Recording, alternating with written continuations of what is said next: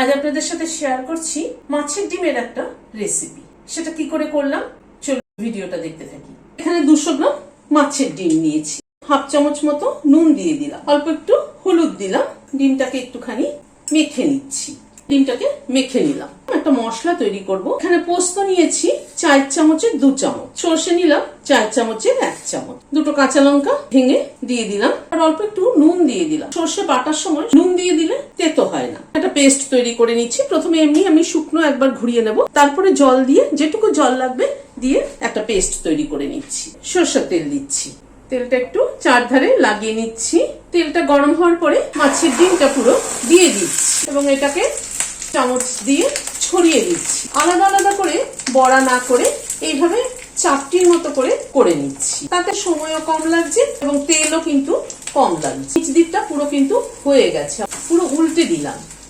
এবার একটু ওই দিকটাকে চেপে চেপে দিচ্ছি, ভেজে নিলাম। এবার তুলে নিচ্ছি। সরষের তেল দিচ্ছি, হাফ চামচ কালো জিরে ফোড়ন দিলাম। গ্যাসের ফ্লেমটাকে কমিয়ে ফোড়নটাকে একটু ক্র্যাক করিয়ে নিচ্ছি। দুটো আলু ছোট ছোট করে কেটে হালকা বয়েল করে নিয়েছি। আলুটাকে একটুখানি ভেজে নিচ্ছি। প্রথমে একটুখানি নুন ছড়িয়ে দিলাম। আলুটা ভাজা হতে হতে ডিমটাকে কেটে নিচ্ছি পিস পিস করে। আমি এরকম ছোট ছোট টুকরো করে ডিমগুলোকে কেটে নিচ্ছি। ডিমগুলোকে এরকম কেটে নিলাম।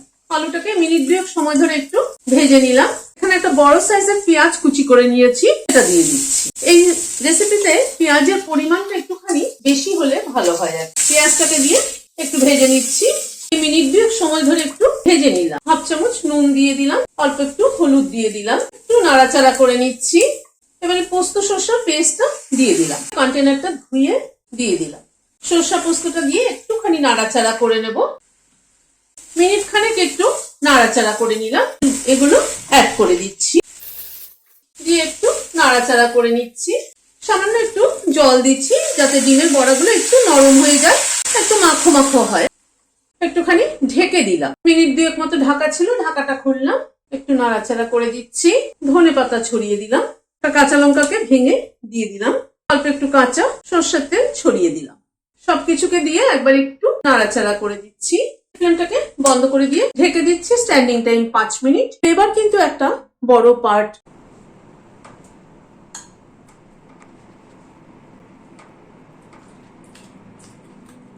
দারুণ হয়েছে কিন্তু খেতে। সর্ষে পোস্ত বাটা দিয়ে এরকম মাছের ডিমের একটা তরকারি কিন্তু দারুণ। করে দেখবেন, আমার মনে হয় ভালো লাগবে। ভালো লাগলে একটা লাইক এবং সাবস্ক্রাইব করার অনুরোধ রইল। আজ তাহলে এখানে শেষ করছি। নমস্কার।